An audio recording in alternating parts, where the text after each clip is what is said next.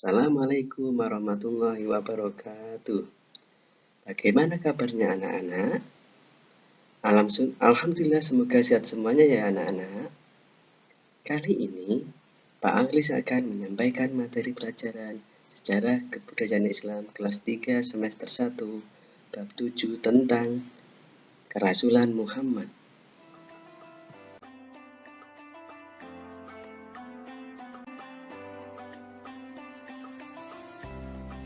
Pada bab 7 tentang Kerasulan Muhammad ini, ada beberapa hal yang akan kita pelajari ya anak-anak. Yang pertama, tentang Muhammad bertafakur. Yang kedua, tentang turunnya wahyu. Yang ketiga, Nabi Muhammad SAW berdakwah. Yang keempat, mukjizat Nabi Muhammad SAW.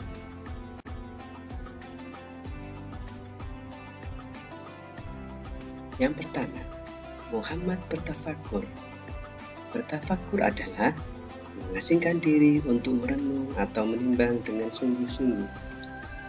Muhammad bertafakur untuk memikirkan jalan keluar agar kaumnya tidak lagi menyembah berhala. Tempat yang digunakan Muhammad untuk bertafakur adalah Gua Hira. Gua Hira terletak kira-kira 6 km di sebelah timur kota Makkah.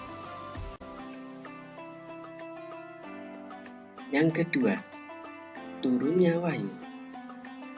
Wahyu pertama yang turun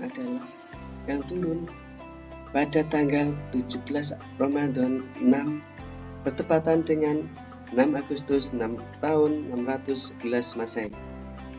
Ayat yang turun pertama waktu itu adalah surah Al-Alaq ayat 1-5 yang berbunyi, Iqra bismi rabbikal ladzi khalaq khalaqal insana min 'alaq Iqra wa rabbukal akram alladzi 'allama bil qalam 'allamal insana ma lam ya'lam. Setelah turunnya wahyu pertama tersebut, Muhammad dan Khadijah menemui Waraqah bin Nawfal. Dia seorang pemeluk Nasrani yang taat dan mempelajari Injil dalam bahasa Ibrani. Waraqah bin Nawfal memberitahu bahwa peristiwa tersebut merupakan tanda bahwa Muhammad telah dipilih oleh Allah Subhanahu wa Ta'ala untuk menjadi utusannya. Yang ketiga, wahyu kedua yang turun adalah surah Al-Mudaththir ayat 1-7. Setelah turunnya ayat tersebut, Nabi Muhammad mulai berdakwah.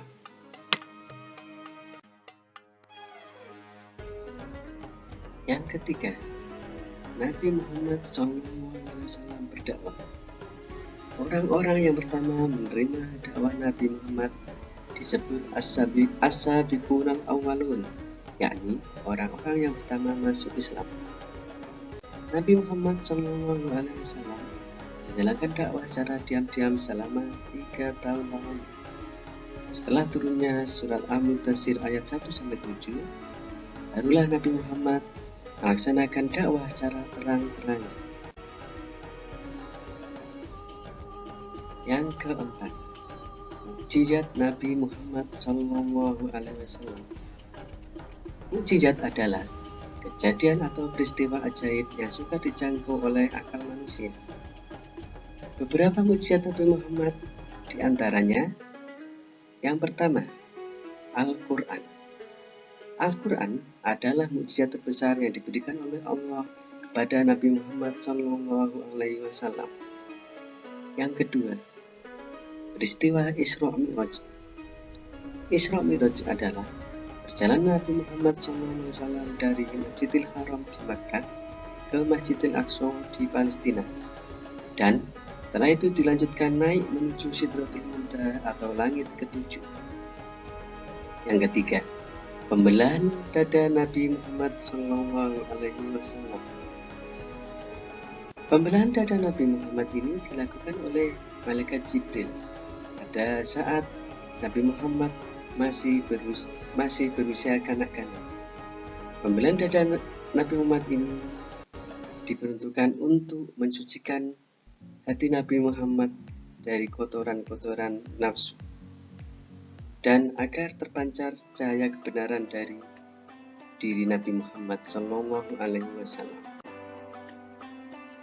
Demikianlah yang dapat Pak Akhlis sampaikan terkait materi kerasulan Muhammad. Semoga bermanfaat bagi anak-anak semua dan yang menonton video ini. Dan pesan dari Pak Akhlis agar anak-anak tetap semangat belajar. Terima kasih. Sekian, wassalamualaikum warahmatullahi wabarakatuh.